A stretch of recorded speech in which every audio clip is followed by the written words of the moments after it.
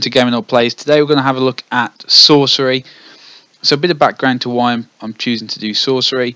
I was a big fan of the books. The game is based on a book series, a sort of choose your own adventure style novel. There were 4 of them, and the game's tried to replicate that, and it's something I've wanted to play for a while. And I thought I'd take the opportunity today to have a look maybe at the first hour of Sorcery 1 and play through it. Just very quickly want to remind people that you can find us at GameOrNought.wordpress.com for the blog. We're on Twitter as well, at GameOrNought, on Facebook, also on Patreon. Don't forget that just below the Twitch stream you can tip us as well to help GameOrNought grow and help this become a much more regular thing. That would be amazing if you could. It'd be hugely appreciated. So I'm just going to send out a quick message on Twitter just to let people know the stream started, and then we're going to crack on. While I'm doing that, I'm going to give you a bit more background to Sorcery. So it was a choose your own adventure novel. Like I said, there were 4 of them. It was very sort of intuitive at the time because a lot of the choose your own adventure books were used dice, and they used dice to determine the outcomes. And the Sorcery books actually included little dice on the bottom of the pages, so you could hold your page, flick randomly, and you'd get a dice result. So it was one you could play, and the fact that there were 4 of them as well meant that you had that that follow through as well. So you actually could keep your score or keep your items, keep your experience. So you could follow that through.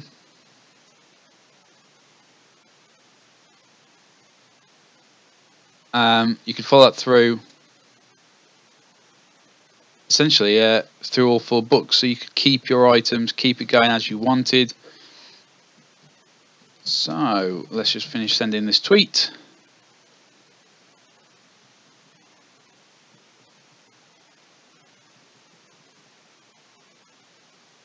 Yeah, gotta let people know, haven't you? There's no point in sitting here playing if nobody knows. So we'll just quickly do that.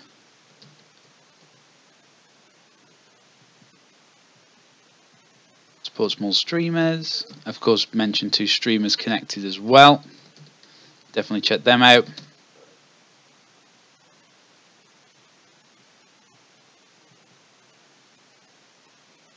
Right, so let's get playing. So we're going to start with part 1, the Shamatanti Hills. We'll just go for a filler. Okay, that was a bit loud, wasn't it?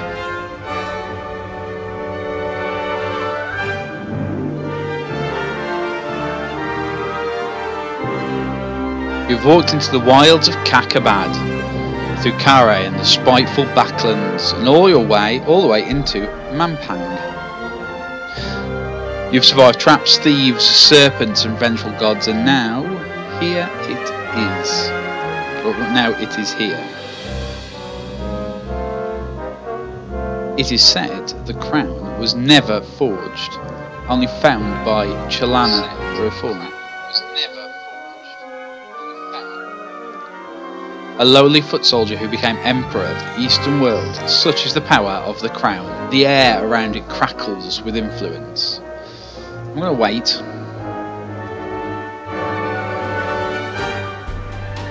The crown sits unguarded on a pedestal of light. After so many hardships, can it really be so simple? Or is this yet another deception? Sure enough, as soon as you think it, the image of the crown begins to flicker. You turn about to see something approaching. It's a trap! You need a little Admiral Akbar. And startle yourself awake. You are alone, exhausted, in the hut, in the little hut in the outpost settlement. Your unimaginable journey is not even a single step begun. Oh, well, bit of a come down.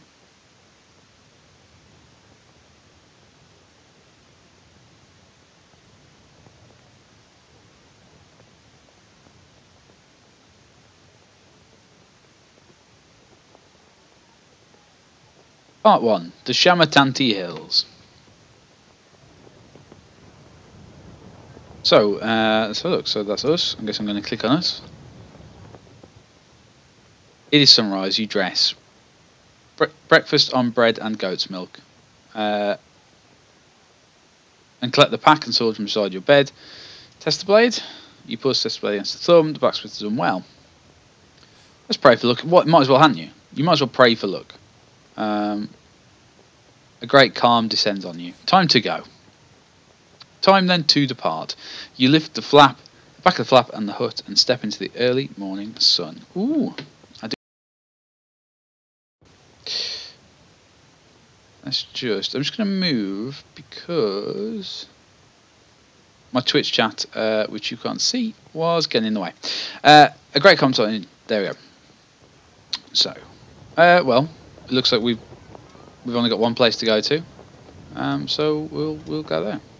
Oh no, hold on. I do need to drag. Yep. Eyes follow you to leave the hut and walk towards the great Shamatanti wall.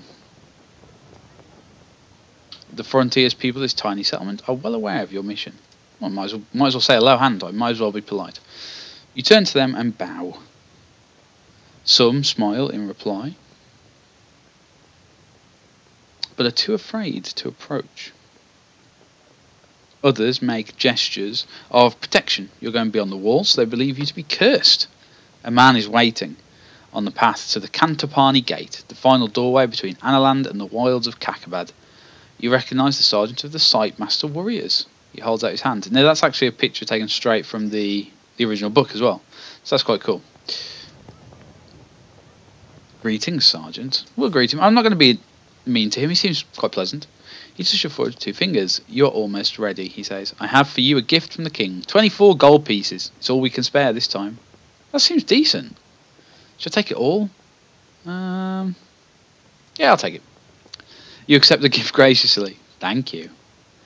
You should buy some supplies with it. Oh, now hold on. You've given me the money, now you're telling me how to spend it. And you must collect your spell book if you wish magic to aid you. Finally, you should wish to practice your swordplay. I will go one last round with you. So, the spell book, I'll see if it says. I don't know if it'll say.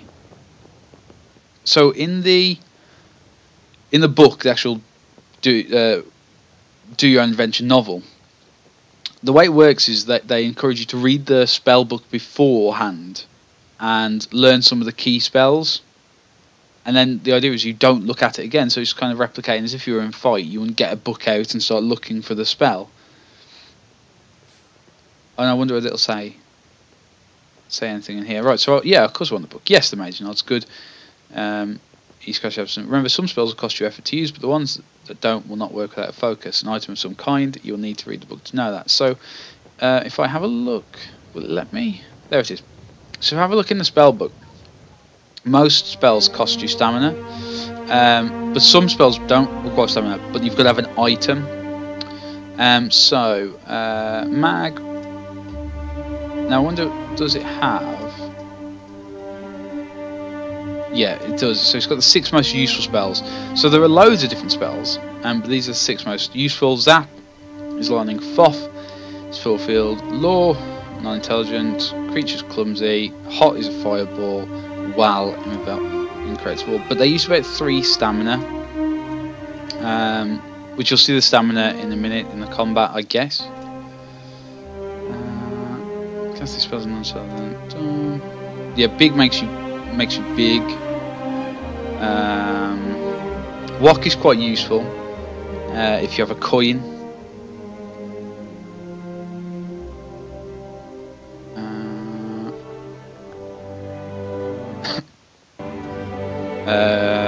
Gob isn't bad. That summons a goblin. Yob summons a giant to fight for you. How is when there's a choice to be made.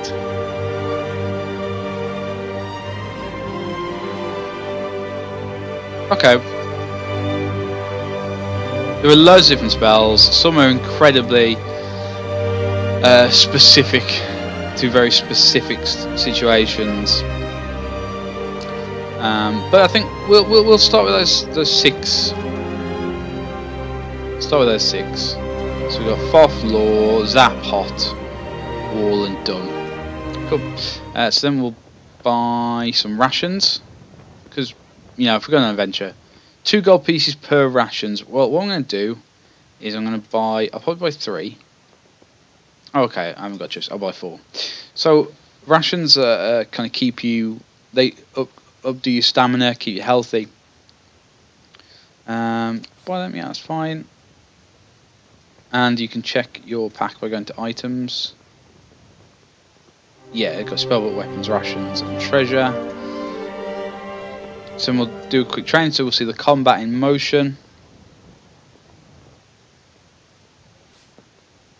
So you, in the game, you choose your attack power, and that determines how much effort, how much stamina you expend. To defend, you stay fully left. So we'll defend, and then it's kind of like a who's got the highest number, who's picked the highest number. So if I want to do a weak attack, for example, that's what I'm going to do. Yeah, he chose 0, so I did some damage to him. For a strong attack, pull your character to the right, defend, pull your character to the left. My next attack will be one of my strongest. So if I block, yeah, see, I defended, I took a little bit of damage, but not as much as I would have done. But you see now, you see how I've spent all that power, so I can't go any higher now. So I have to basically defend. So it's about managing your attack power.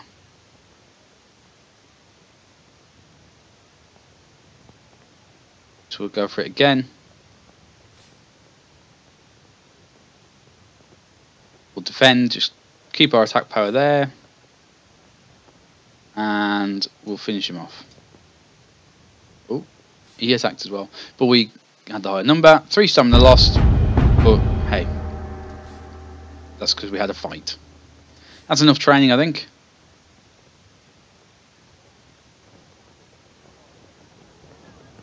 He's saying we could have a better fight, we could have a bigger fight. But I think what we'll do is we'll start moving on.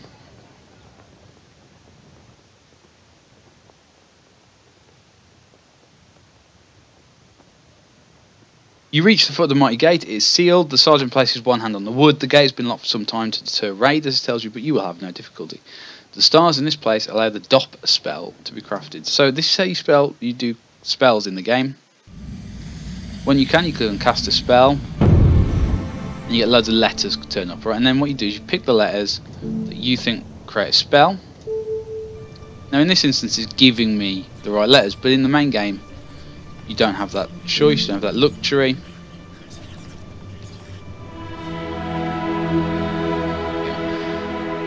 If you get it wrong, then there are consequences. You weave the spell one by one, the great tumbs of the door begin to creak and groan.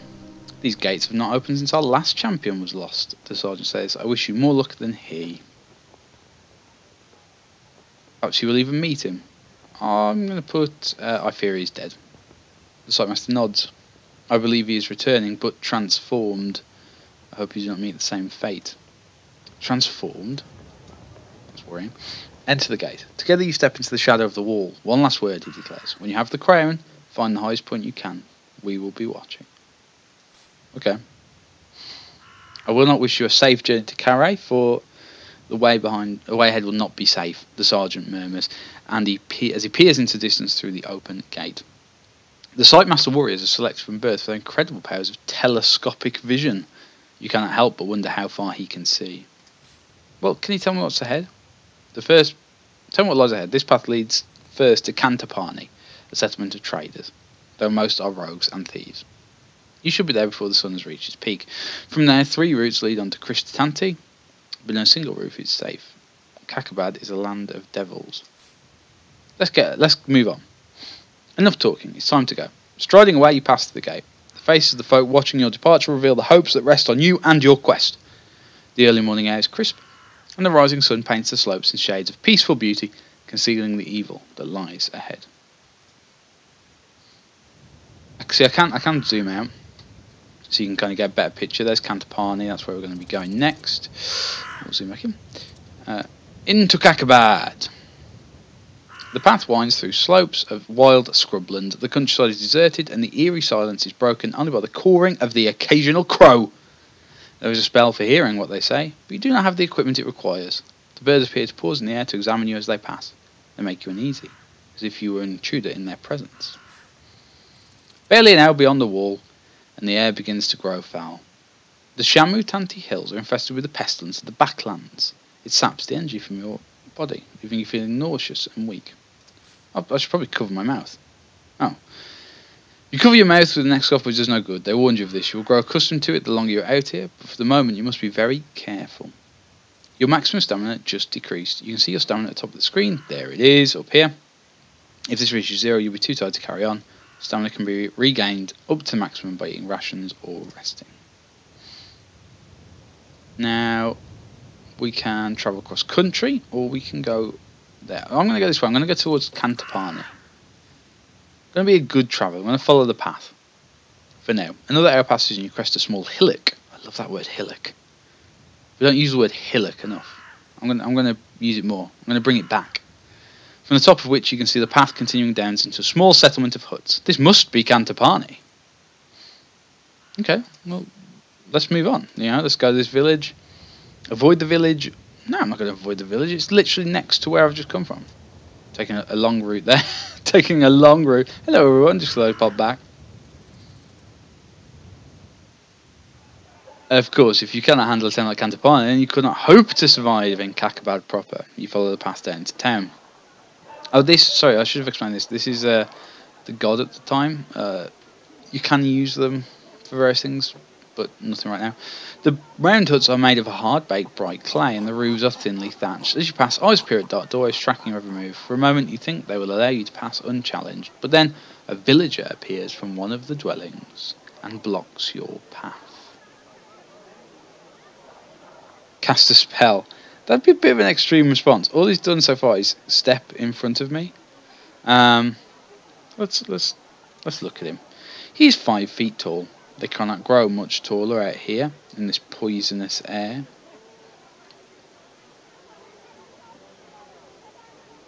He has thick set arms, good, and thighs, ooh, and is half clothed in tattered breeches. His eyes are wild, and his long red hair and beard stand out from his face in a wiry tangle. "Halt, stranger!" he commands in a ridiculously British accent. "What business have you in Cantapani?" I think I'm just passing through. I don't really need equipment, I don't think. I'm merely passing through, you reply calmly. There's no need to be concerned. But the villager is not content. "Passing through to where?" he replies, wild eyes gleaming. There's nothing out there that any honest man would want to see. I think this is my mission. I think it's a secret. "It's none of your business. Stand aside." The man stands fast for a moment, his eyes locked on yours. Then a moment later, he's darted away. The rest of the hut stay still and silent. Their inhabitants have witnessed the scene and are content to leave you be. I think I'm going to go for kind of the helpful stranger, but don't mess with me. The man stands fast a moment, his eyes locked on yours further. You stride onto the very centre of the village. There are a few larger houses. Even Cantapani has its nobility, it seems. But the only spot of interest is a small inn offering food for sale. I don't really need any food. I've got 4 rations, so we'll pass it by. The tavern is not worth your time. It's too poor and meagre to offer much hospitality. You head out of Cantapani and along the path onto the Shamu Tanti Hills. Passing the outlying huts, you feel strangely uneasy. Hissings from within and sly faces disappearing from doorways make you feel decidedly unwelcome. Then at the edge of town, you pass a large boulder, and at once 2 rough-cut villagers spring out with swords drawn. "Bandits! 2 against 1, the first declares. "You're lost," calls the other. "So hand over your things. Come on." Hand over backpack, reason with them. Well, I don't want to give off the fact I'm weak, and I don't want to just jump to fighting. Let's try and be reasonable. "You don't want any trouble," you declare. The first bandit edges forward, a sword tickling at your chest. "Running you through? No trouble at all. The pack." "I'm not giving him my bag." "You've mistaken me for somebody else," you declare. you will suffer for that mistake. The bandits growl and advance on you, one on either hand. I could cast a spell here, hot or something like that maybe, but actually I think I'm going to stick to fighting. I don't want to, you know, blow my magical load too early. So let's. I think he's going to attack to begin with. So we'll block. Cool. Now he's only got 2.7, so I can. Just getting on that. Oh no, he's wearing himself out quite a lot here. He's worn himself right down. What's he got? 2 maximum stamina here. 2 maybe. He's not got much, has he? We can probably go again, I think. No, he didn't use any that time. I'm going to defend. Yep. And then this time I'm just going to take him out. He's got what? 2... No, he used 2.5 last time, so he used half of his last time. So 3 should do it again. Oof, it didn't. That was a mistake on my part. Right, I'm going to have to just go for it then. Finish him off. There we go. There you go. So I killed the one bandit. Second bandit takes one look at their colleague and makes a run for it. Just let him go. No need to chase him, is there? You let him go, he'll tell others not to try to interfere with Analanders in future. Turn back to the path, you begin walking once more. After half an hour, the way becomes an uphill incline. Sorry about that. Climb into the hills, of course. Leaving Cantapani behind marks the true start of the wilderness. Beyond that tiny outpost, there are scattered homesteads and Calais, a thriving city port, but all are touched by cruelty, isolation, and fear. The backlands and the long shadow cast by Mampang Fortress darken everything. With the crown gone, things can only grow worse.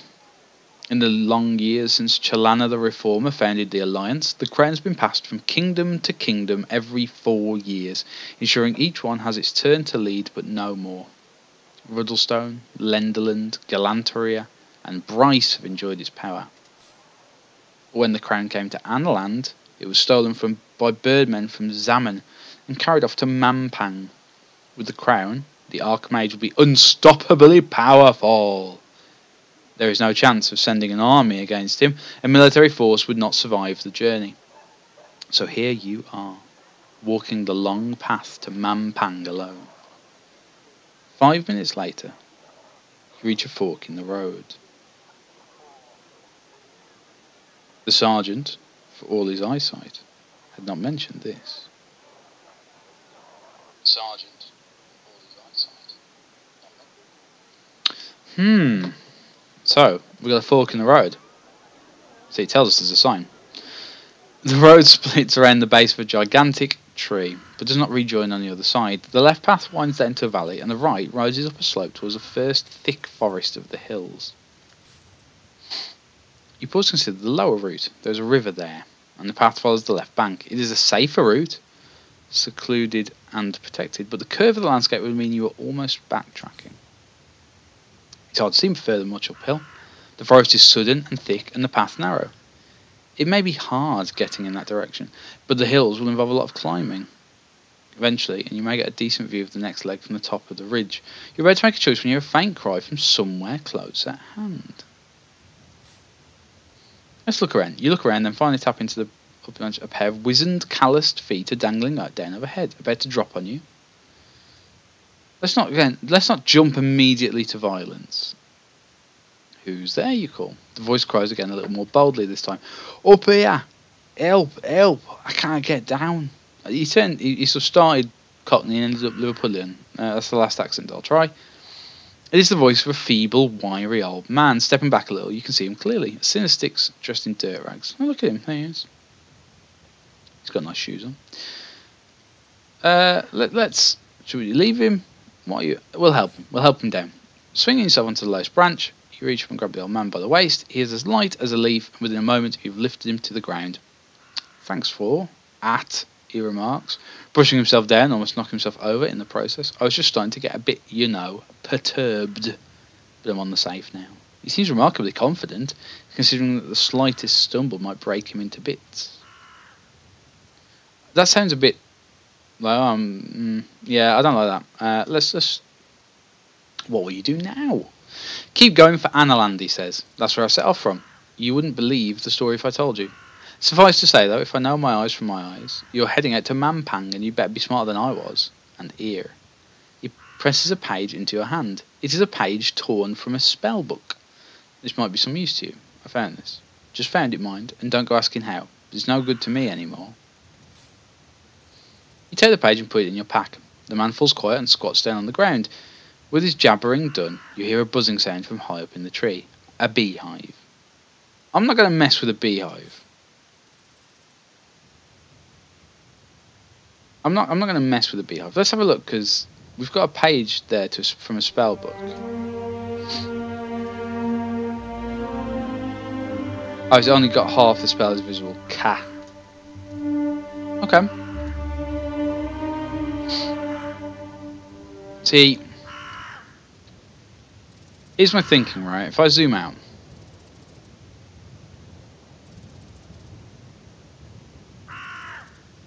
that clearing is very suspicious, isn't it? And there's some mines there. If I go this way, there's like a couple of little villages. I'm going to go the high path, because although it's going to be more effort now, my thinking is like it'll give me a better view. That's my thinking. Don't judge me. The high route seems the most secure. In a valley you can be easily observed from above and led astray. But out in the hills you can go whichever way you choose. Of course, when night falls it may be cold and exposed upon the hills, but no matter. The journey was never destined to be easy. The path winds upwards into the hills into the cover of a wood. The afternoon sun glints through the trees and plays tricks on your eyes. Every so often you catch a glimpse of some strange shaped animal or other watching you. Only to find it is the silhouette of branches and leaves caught at an odd angle. After an hour's work you're starting to feel hungry. We'll stop and eat. Yeah. You clamber to the top of a low stone dolmen. I don't know the word. Dolmen? Dulman? Domen? Don't know. Then sit and pull out a quantity of your cheese and bread and eat, while admiring the view down the hillside to a break in the trees, and you feel better. So I've recovered some stamina. I have lost a ration, but I've recovered some stamina. Time to move on. You stand and put on your pack, on which you have been sitting to prevent any creatures getting in or any of your things falling out. Then you return to the path. The climb continues, with the path twisting this way and that. The air grows cold and the sun flickers on the horizon, then sets, making it hard to see your way. But the moon is full. When twilight is done, it will be bright once more. It's night time.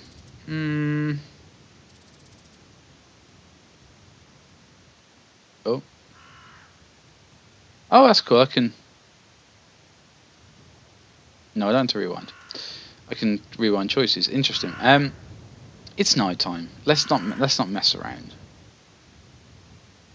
Let's rest. Site yourself on the first day will be inauspicious. You settle down to make a camp for the night in a natural shelter provided by the roots of 3 gigantic intertwined trees. Your backpack will serve for a pillow and your cloak for a blanket. Before setting sail, you check through your pack. You have 3 rations left. Well, I've only just had a ration, so I'm not going to eat it. You lay yourself down on the ground and you are quickly asleep.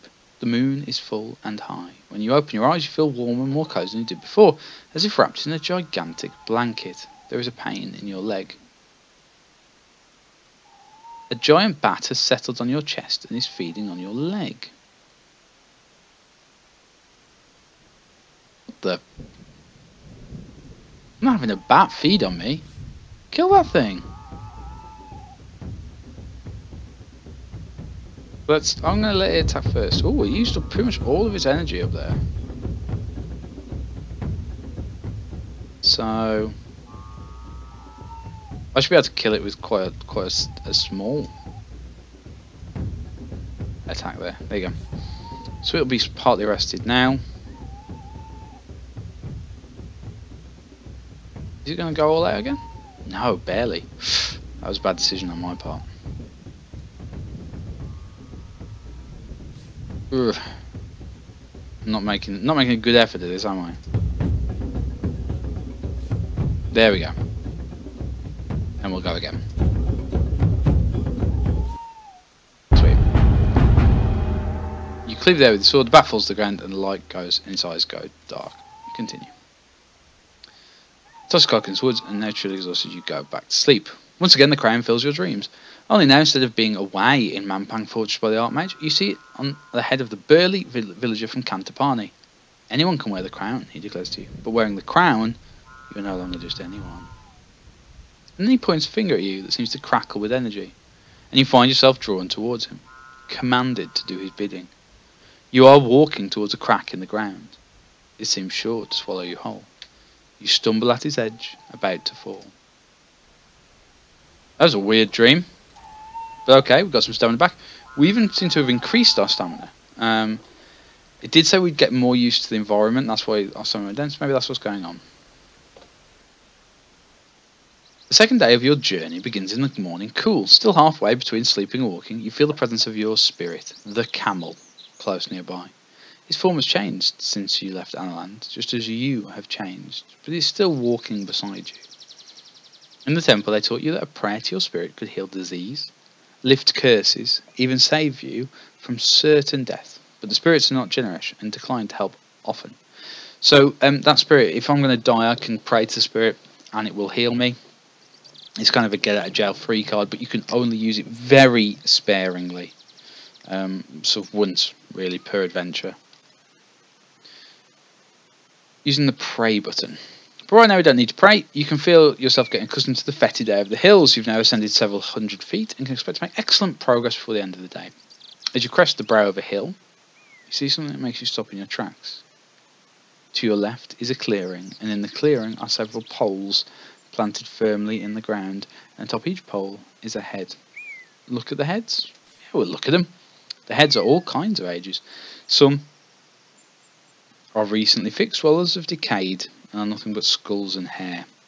There are human heads, goblin heads, and one or two heads of creatures you don't recognise. All have sewn up eyes and mouths. A large X painted on a rock nearby is obviously intended as a warning to venture any further. But ahead the road forks left and right, and you cannot be sure which path you are warned not to take. The right hand path continues to climb, and the left hand path winds down the side of the hill. So, I'm going to use a spell. Oh, I just want to cast a spell. If it'll let me. Will it let me cast a spell? Because there is an option. There is a spell called How. Now, I'm looking at the map. I reckon it doesn't want me to go towards the mines. That would make sense, wouldn't it? Like, to not go to the mines. It won't let me cast a spell, which is irritating. I'd quite like to cast a spell here. But it's not going to let me. Nope. Won't let me cast a spell.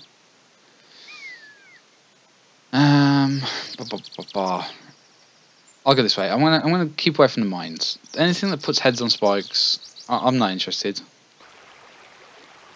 You make way down already. After half an hour you hear the gurgling stream, and then quite suddenly you emerge from the trees to the edge of a fast-flowing river. Fording would be impossible, but luckily someone has built a bridge. Always test the bridge. It's made from two stout ropes, thin strings hanging from the board side of the strings. You test the ropes and notice that the left one feels weak. That doesn't mean the bridge is necessarily a trap, although it might be. It doesn't mean that if this bridge collapses, the left side will fall away first. Okay, we'll bear that in mind. You begin to make your way carefully across, but at the halfway mark, the boards start to creak and come loose.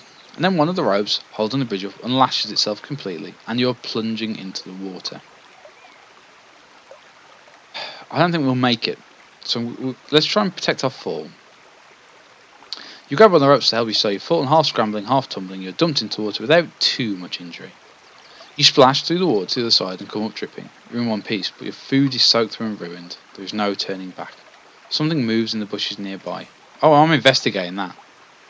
Who's there, you demand, as you approach the bush, peering at either side. I'm not leaving this be. Oh. A hollow tube of bamboo, with a touch of coloured ink. It looks like a blowpipe. It's cracked and has been discarded as worthless. This might mean that whoever put the heads on these poles is nearby. You toss the pipe away, but you best be on your guard. Ah, now I've got two options. Do I go through the path or through the trees?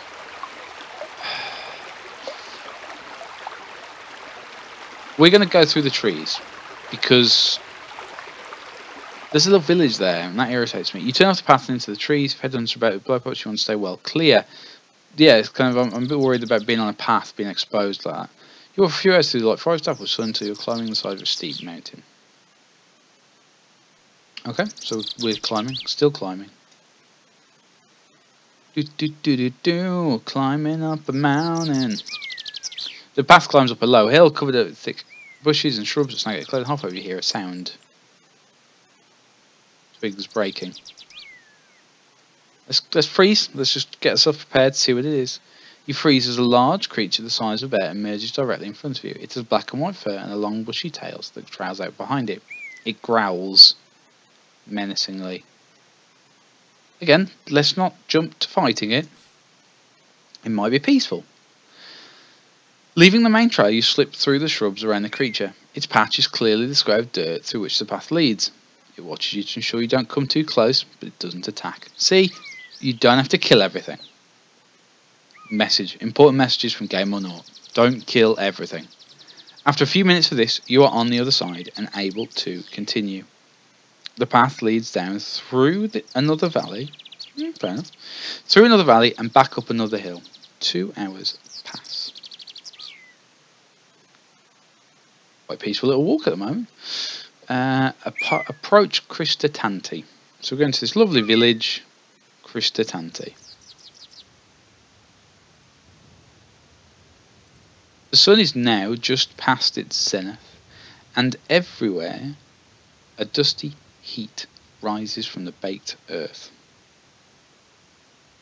You begin to think about where you will stay for the night. Another night sleeping out in the open would be best avoided.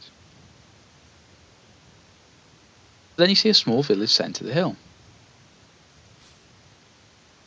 Smoke rises from the stacks. The houses are well set, with stone at their bases, and thatched roofs of grasses and thick leaves. There is unusually more than just a one street running through the centre of town, but it is as though this place, once rich, has had its heart scooped away. Litter surrounds the buildings, and on the edge of the village are rows and rows of empty abandoned houses. You continue your slow trudge along the path. Just before we go into Cristatanti, just want to remind people, don't forget to let me know in the comments what you think about in the chat. So let me know what you think of my choices. How's the game coming along for you? What are you thinking about? Are you thinking about picking it up? Because I'd highly recommend that you do. So let's have a look. Let's see what Cristatanti. We've got two options. We've got avoid the village or enter the village. Well, I'm going to enter the village. It's kind of getting dark. I'm going to enter the village.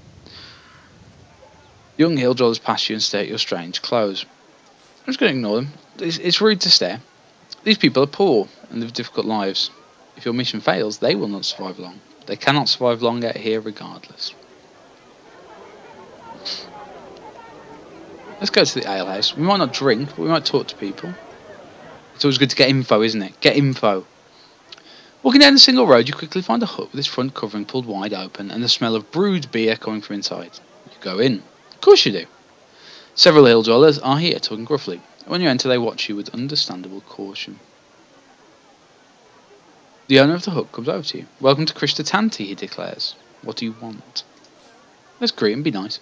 Give me whatever you have, you reply. Ale is 1 gold, please. He answers, please sit. You go over to the table where the hill dwellers are. Sit with the old man, sit with the youngest man. I'll sit with the oldest man. You turn your attention to the old man at the table. Whatever face he once had is lost in a labyrinth of wrinkles, harsh, and his skin is the colour of tanned hide from a lifetime in the sun. Again, let's not be aggressive. Greetings, old man. He raises his mug and salute. Stranger. His face is gravelly, like the dusty dirt that lines the streets of the town. Where are you from? I come from Analand. He nods. Not many has crossed through the Cantapani gate. You know the direction, if you know what I'm saying. I understand you. He grins and picks his teeth with a fingernail. They say there's a war coming. Something to do with a crown. Let's play dumb. A crown? You ask cautiously. The crown of kings, he says. They say it's how a leader leads. Without the crown in your head, no one will follow you. The crown can raise an army from the farmyard or command a population to walk into the sea. Get in the sea.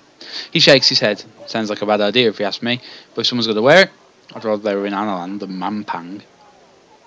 You sip your beer. The old man exchanges glances with the younger man sitting opposite. You thank him for your conversation. You catch the young man's eye. He moves over to be right beside you.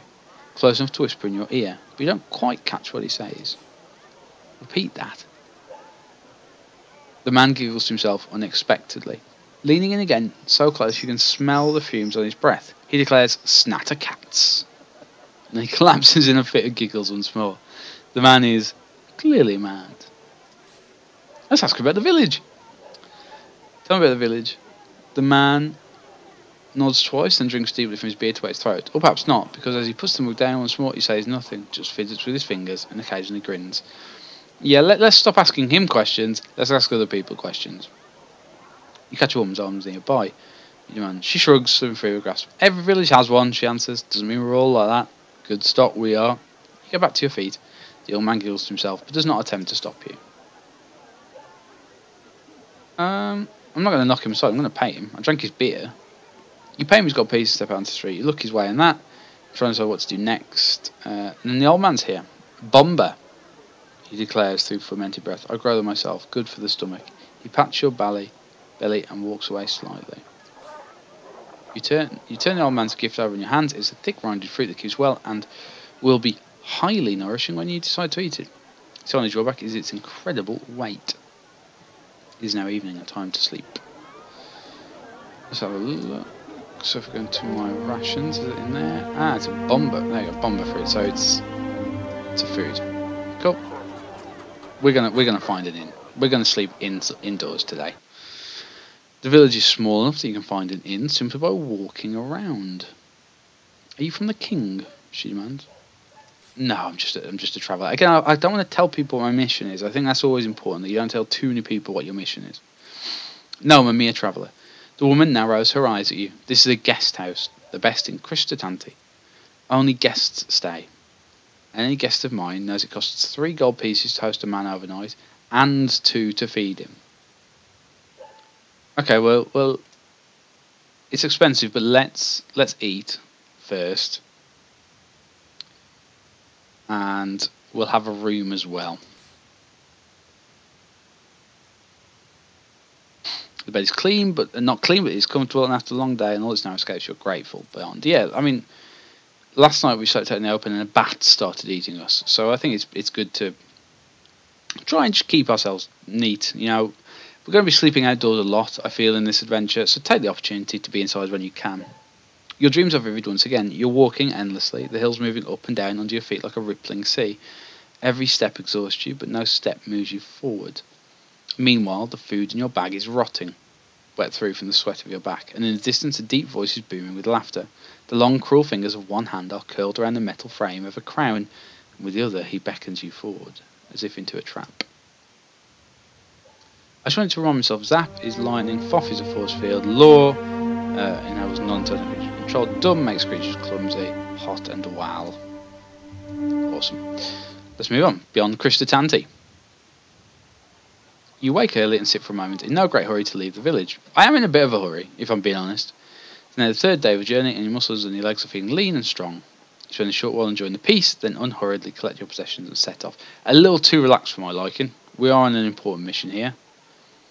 Kristatanti is surrounded by several miles of fields, a filthy town set into a bowl of mud. As you follow the path, that's a filthy. I mean, this is mean. That's mean to Kristatanti. Unnecessary. As you follow the path between lines of sun-baked crops, you come to a fork in the road. The right hand leads past a set of outbuildings, while the left heads off deeply into the deep woods. Let's zoom out a little bit. So I feel I want to be moving away. That's where I was. I want to be moving away. I think that's going back into it, isn't it? Well, that takes me towards... That takes me towards more places.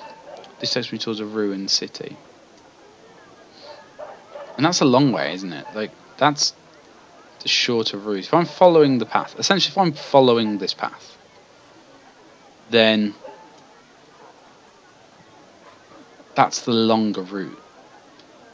This way is going to get me to a little village as well, and I need to buy rations, so we'll go this way. Your journey is too important to slow down by talking to locals. You must pass unseen, so you disappear into the jungle of tall trees. For a short while, the sun is feverish, and then you are between the trees once more, and everything becomes cool and still. Cool. You walk for several hours uneventfully. This is land that was never settled or explored, and very few travel this way. In places, bushes and shrubs have grown over into the path.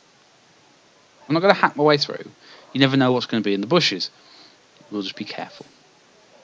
You'll pick your way carefully forward, moving slowly but silently. If there are any beasts nearby, you should be able to wring their necks without them hearing you approach. See, like, that's the thing. Like, if I hack my way through, could have been heard. Then you come to a fork in the road, still deep in the forest. We go around. I hope there's no consequences for doing that. Someone has thought to make a sign, perhaps as a guide or a warning. The way to the right is marked for Dumpers. A left turn points to Aliana. Neither way seems the better trod.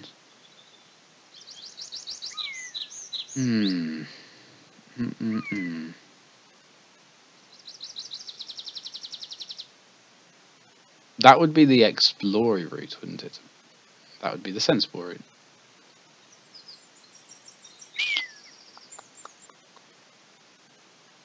Go on then. Colour me curious. The path winds between trees that get greener and more lush. You must be close to the river here, although you cannot hear the water. After about half an hour's walk through dappled shade, you come across a well-built hut. Flowers decorate its walls, and the door has been painted with ornate designs. The path ends here. Let's just scout around. Let's have a look first before we knock on the door. Just be careful. You perform a swift circuit around the hut, find nothing unusual or concerning. It seems to be what it is, a hut. It must be quite powerful. Let's knock on the door, be polite. There is no reply. I'm not just going to break in. There's a diversion from your journey, possibly a dangerous one.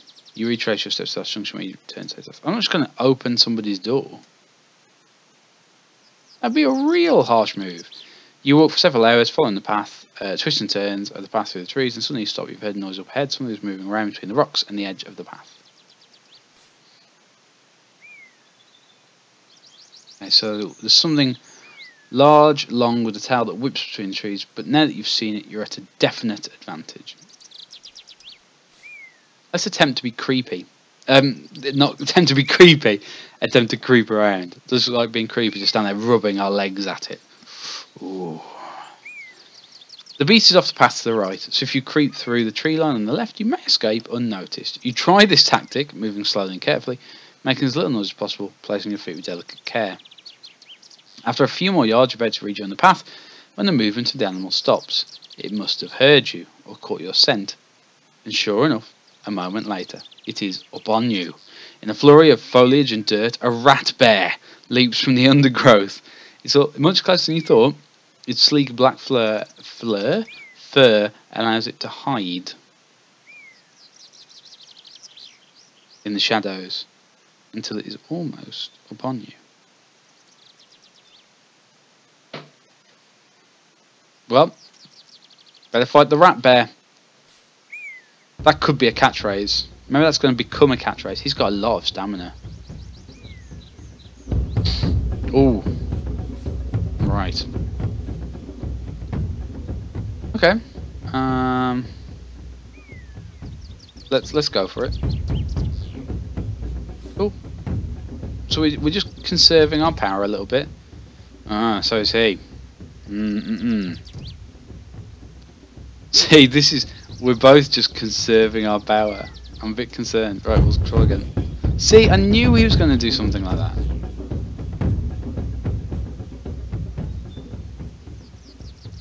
But let's see if we can... There we are, that's better. We'll defend. Let him attack. That's it. And then we'll get at him. There we go. There you go. Just winding him down a little bit. Again, we'll defend. Let's go big. Let's go big on him. Oh, that was a mistake. We'll defend. He's not really. Oh, that was a big attack. Good job I blocked that. He's pretty much used all of his stamina there as well, though. So, let's get in on him. There we are. Just pick him away. Let's go again. There we go. And then we'll defend. Good. We'll go in on him again. Didn't quite get the finishing blow. Defend. I've lost a lot of stamina in this fight. This is not a good fight for me. There we go. Yeah, not great. Not a great fight. But hey, that's the way these picker and adventure games go, right? You go with it, you stick with your convictions, and sometimes you get it horribly, horribly wrong. But hey, that's life.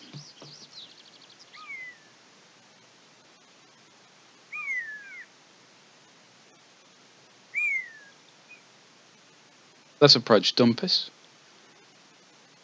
The path winds a few more times around gigantic trees, thousands of years old, and then emerges into a sudden plain, as if the forest had been scooped away by a gigantic hand. A river trickles thinly between short grasses, and by its banks stands a tiny village. I'm going to enter the village. I need to enter the village, really. Stamina thinking. It has been mercifully short and uneventful. You've made excellent progress. With a decent meal and night's sleep, your next day you'll start auspiciously. Okay. There's a terrible smell hanging in the air. But it seems an unpleasant place. Let's just find an inn. Oh no, actually I could. Let's find an inn. So 3 for the broth and 3 for a. I'll rest, but I'm not going to give you 3 gold for broth. You dream strange dreams as you sleep. Tall trees rise like hooked fingers on either side of you, ready to close into a fist as you creep forward. The hills stretch out into the distance. A frozen sea, treacherously deep. Great forces lie underground, ready to open a hole into the earth. You will never see it in the dark. Overhead, you fancy you hear the flap of giant wings. The birdmen come for the crown. Perhaps this journey is finished. They will come for you. I'm just thinking, everyone who runs a business, I was just having to think, everyone who runs a business in this game seems to, be doing pretty well. They seem to be absolutely milking any visitor for cash.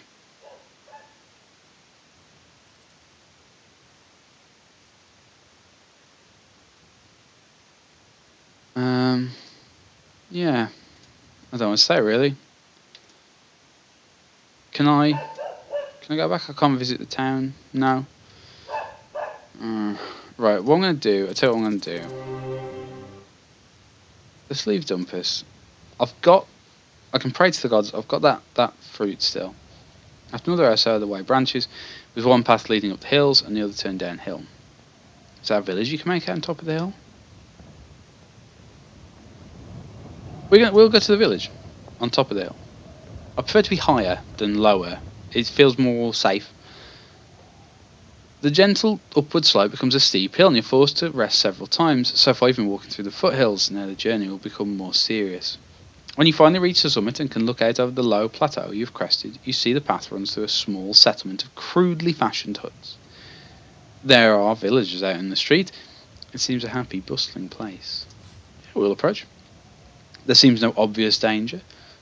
You approach along the path until you're close enough for the villagers to notice you. The effect is immediate. They begin to scurry inside their huts as if you were an army and not a lone traveller. They're all limping. I'm just going to go out. I'm just going to leave this village. Something's not right. Yeah, we're just going to leave. Don't trust these people. Yeah, just keep going. Don't even look back. Don't even look back. Let's see if we can see the way ahead through the tree line, and eventually. So you keep going, and eventually the path bursts out into a narrow stone ledge high above the valley floor. The ledge leads left and right. Again, I kind of prefer to be higher. Looking right, you're taken back. Out of the mist that fills the valley, an impossibly wide bridge looms into view. as if it had only now fallen into place. It's made of planks and thick ropes, and it's suspended from this peak to the peak on the other side. Let's have a look at them. You take a moment more, staring at the bridge. It forms a delicate curve across the valley, swaying very slightly in the wandering wind. But the more you look, the more it seems too perfect. Could such a bridge possibly exist? Or is it mere illusion to trick the incautious traveller? Well, I'm going to take that gamble. You follow the narrow ledge, up towards the bridge, expecting it at any moment to grow wings and fly away. As the ledge winds and weaves its way around the cliff, you reach the peak where the bridge is deeply anchored by its enormous stone foot. Besides this is a small, dishevelled hut. Well, let's see if there's anyone around. A small little shack is barely large enough to house a goblin, but someone's decorated it in a weird fashion, with outlines of figures tall and short and stocky, drawn in faded shades of wood, and some in red blood-coloured clouds. From a few of these figures, actual bones protrude from the walls themselves, as if they formed part of the structure. Whatever lives in here may have force beyond the physical. You walk over to the hut and knock. There's no answer. Stranger still, however hard you beat your fist, your knocking seems to make no noise, as if the wood were a cup of water, and you were beating your knuckles against its surface. I'm still going across the bridge. No matter, the hut is old and dishevelled, probably empty. Setting your foot upon the bridge, you begin to make your way steadily across.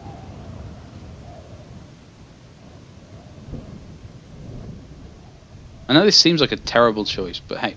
But you've only gone a few steps when you hear a voice calling from behind you. Halt, stranger.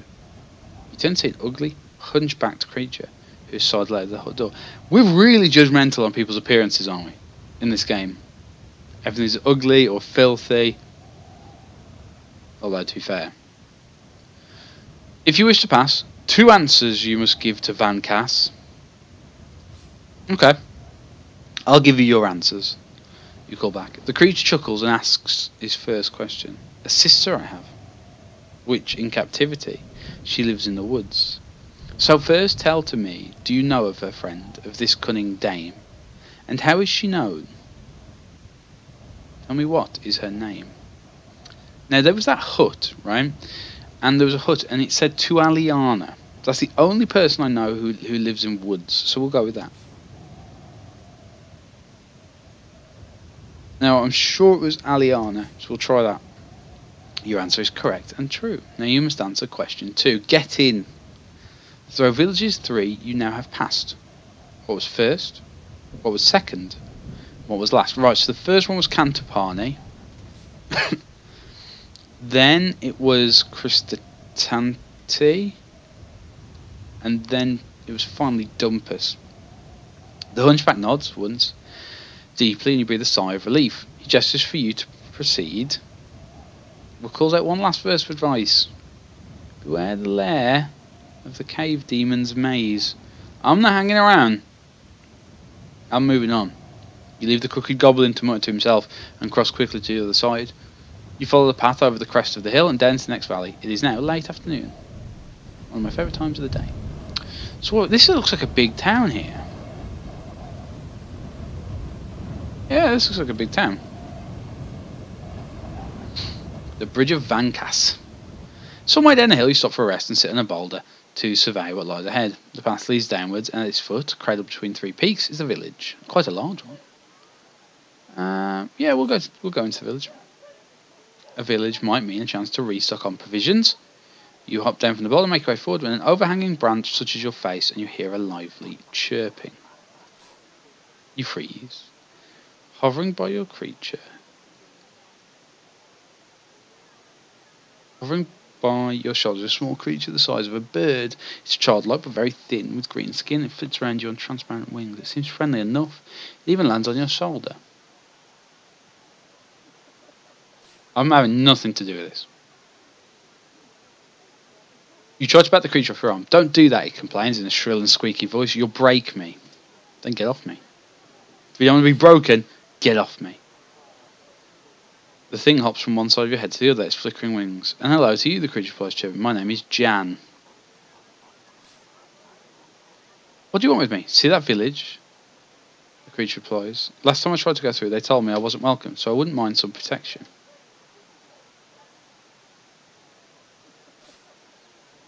And what do I get? My advice. I'm small, but I've got a big brain. It means I've been to a lot of places, and I can remember them too. The creature stops hopping up and down. Come on, it grumbles impatiently. Let's get going.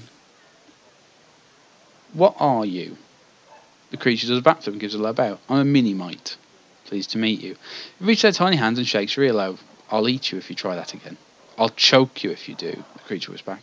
Tiny bones. I don't trust him. I do not trust him.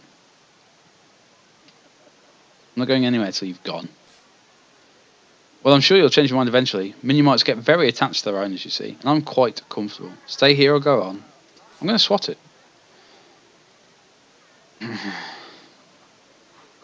Okay, so it's not going away.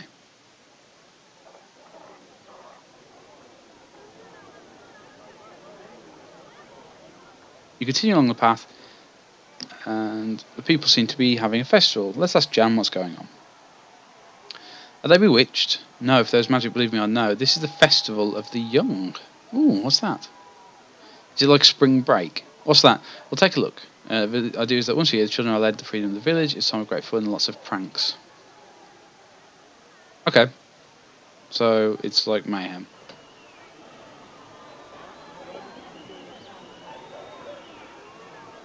Let's go into a tavern.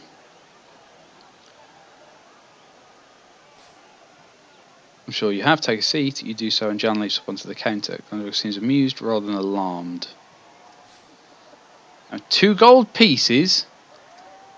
I'm not giving you 2 gold pieces.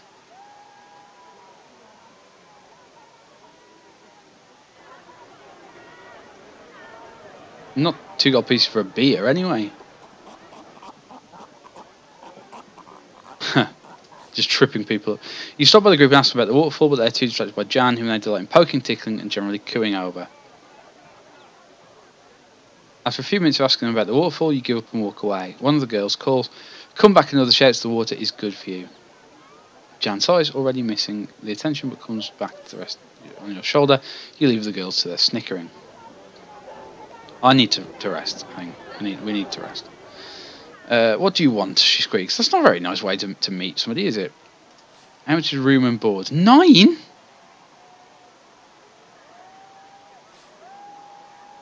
A meal is 4. I'm just going to eat that thing, I think. That's too much. You're in a lowly and not a palace. Jan is shaking his head. You're fabulous. You're a real charmer.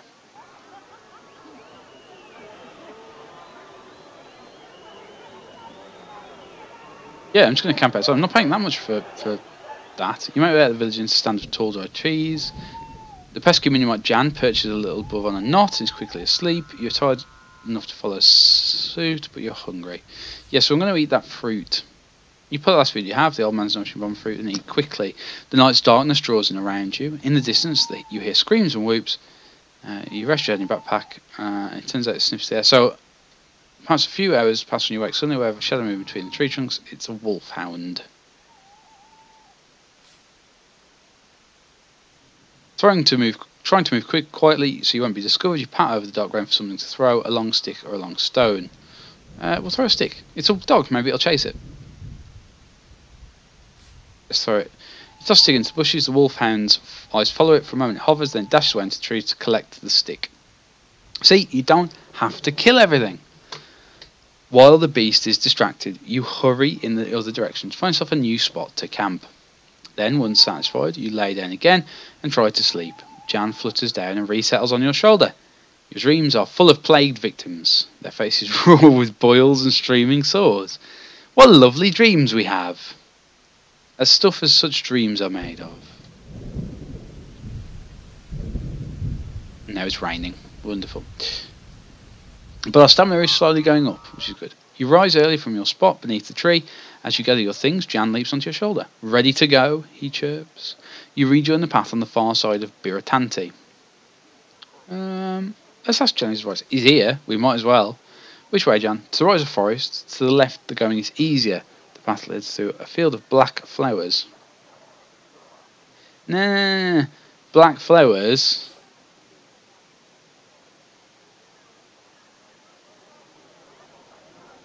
I'm not going to any field of black flowers. I've seen Wizard of Oz.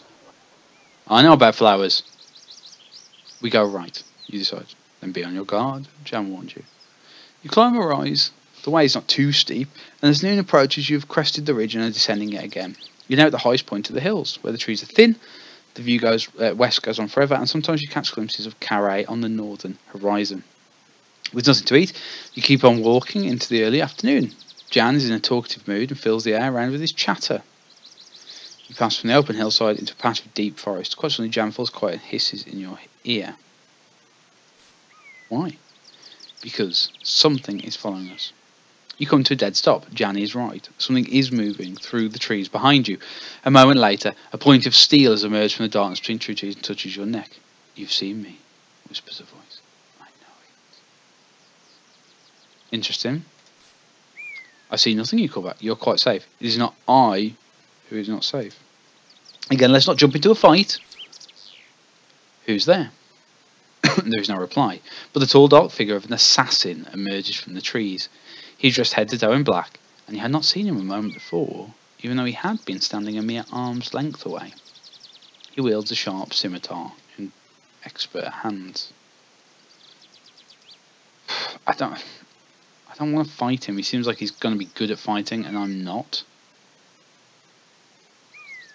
Could we cast a spell? Could we make him clumsy?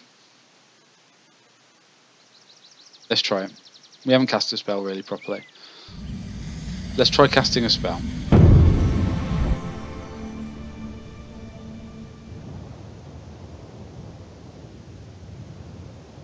Oh, it's not offering me any D's, is it? So I can't cast dumb on him. I could potentially cast Wow. Or Zap. Should we zap him? Let's zap him.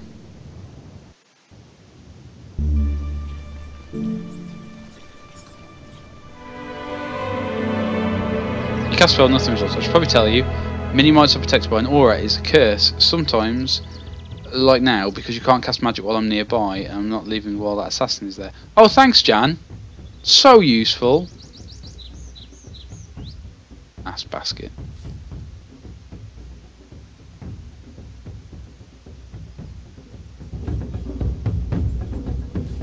I think I've overcommitted a little bit there. Yeah, we're in trouble, I think. But we'll see. He used a lot of attack power in that last attack. At the moment we're just trading blows. This is not good, is it? Oh, that was my opportunity. Okay. There we go. That's much better. Let's go again. Yes! We'll defend. Defend. And then we're going to town. Oh, yes! I mean, that's not good, was it? Yeah. That's not a great fight, but oh well. Fainting left, you dive forward with a heavy, deep blow. He's off balance and moving slowly, and the blade goes deep. He turns and tumbles, releasing his swords he topples. I'm not surprised as to admit when I'm beaten. You may finish me if you choose. If you do me an honour and use my own blade. I'm not going to finish him. I'm going to spare him. Then get up, you tell him, holding his sword back, but not putting it away yet. He nods and sheathes his own blade. You're an honourable man. I'm glad to meet you. Now you've saved me. You own me, in part. My name is Flanker, and I am an assassin and a thief. Alright, so why are you after me? It's a simple matter. I pick on wayfarers for practice in hiding and in killing. I assumed you'd be no match, especially when I saw your pet. Let's see, I was wrong. He bared his head once. Perhaps in respect, perhaps from the pain. You're travelling to Carray, he asks. Let's not tell him. Just ask a question. Why do you ask? That's the way I am going. Well, perhaps I will not see you again once we part now, but if I do, remember me. I will not forget the debt I owe you. I'll remember you though. So if we go to Carray, hopefully we might get a chance to meet him again.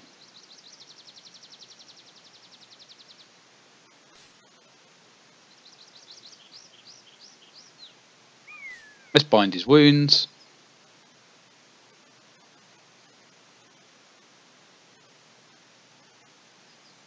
Okay. I mean, I don't have any rations though.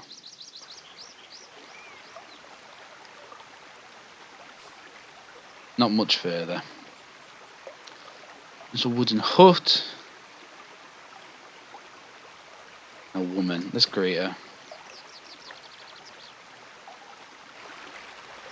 I've got no rations, so I'm not gonna last much longer anyway. Yeah, let's just go to this creepy old woman's house. Why not? Thank you. I'll bring her some tea. Watch it, Jam. I suppose I don't trust this one. Not like how it happens to you, of course.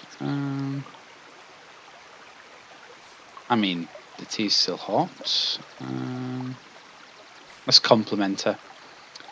I saw the door plunging away. It's the top of the crystal waterfall, she says. The river runs right under my house. I say it carries all my goodness, and you used away while I sleep, and the villagers bathe in it for luck. She giggles me. I'm sure it isn't quite true. Sure no. They call me Gaza Moon, she replies with a smile. I used to be quite well known in my way. You nod, but you've never heard of her. Why do you live alone? Oh, she smiles sweetly. No one bothers about me. Why would they? You smile and nod. You make to sip your tea when Elvin stops you, catching your arm before the cup reaches your lips. Oh, she says suddenly. I've forgotten the pot. She goes back to the kitchen to fetch it. Drink my tea, switch cups, make a run. Right. Now, we've got a choice. We could drink our tea.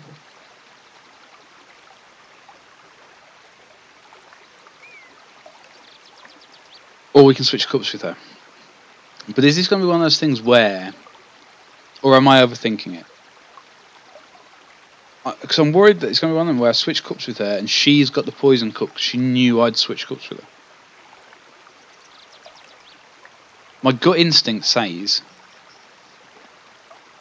Drink the tea. You lift your mug. You blow away the steam and take a sip as the old lady returns. The old lady lifts her own mug and takes a deep gulp. Your own tea is gently refreshing. Then she splutters and coughs and grips her side. She tried to point. She wanted me to switch cups. Something wrong? Oh, no, she replies, trying to smile, but clearly doubled up in pain.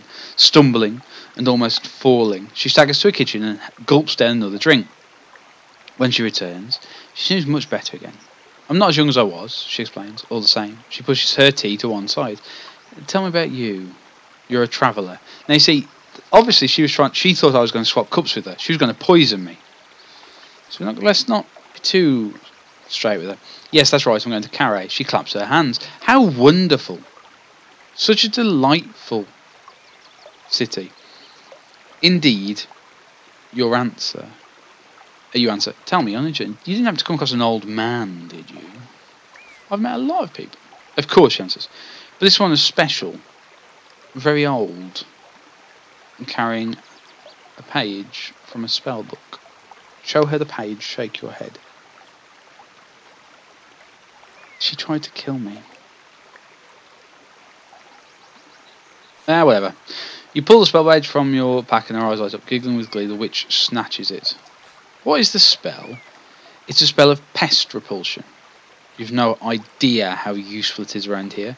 She shakes her head. 4 days ago, I was visited by a traveller such as yourself. When I was away making my tea, as I always do, he started leafing through my book and tore out a page. He must have been a wizard of power because he vanished too fast for me to curse him. What cast? It was curse you cast. I aged him. Didn't stop him escaping though. Shall I show you how useful the spell is? Please. My pleasure. Jam begins to squeal and screech and make some awful noises about what he'll do if he ever catches up with you again, but doesn't stop the old lady from casting a spell. The Minimite vanishes. You feel a flow of magic back through your body. Thank God that thing's stopping me using the magic in that fight. Oh, cost me 3 stamina. Thank you. The old woman nods her head and you leave her hut. Right, we need some food. It's now late afternoon. You pass over the brow of the next hill, and below you is the village of Tolopani, slung from one side of the valley to the next, like a flood barrier. Let's just go in. No messing around. You enter the village. There is a definite air of depression hanging over the place. The Sphinx are going about their business slowly and miserably, and you pay no heed. You sit yourself down on the tree stump in the very centre of the village to consider your options. Let's make contact with the villagers first, because I need... You spy a group of Sphinx sitting outside a low hut, and you walk over and sit yourself down. They're discussing a friend, apparently killed tonight by an assassin's curved blade. We're afraid of no thing, but no much worse. But with Esh dead, who saved Tia? Who is Tia? Our flower. The Sphin who answers wipes a tear from the corner of his eye. Tia is Chief's daughter, the other Sphin says. Esh was to save her, now Esh not alive, so Tia soon not alive. I'll save her. For gold. You, replies the Sphin. You're thin and weak, not even green. Trouble is, another says, our village die if Chief line end. Tia is end, so if end ends, we end. All very sad. Very sad, they all agree. Who you? Asks one suddenly, as if only just thinking of it. Sorcerer. I'll be humble. I do my best. Best is good, meek. Tifa, we take to Chief. Before you can resist, they have you and are hauling your body onto their shoulders. Let's just wait. They don't seem like they're going to hurt me. You're set down carefully.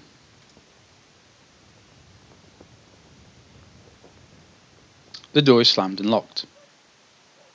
A moment later it reopens and your possessions are thrown inside.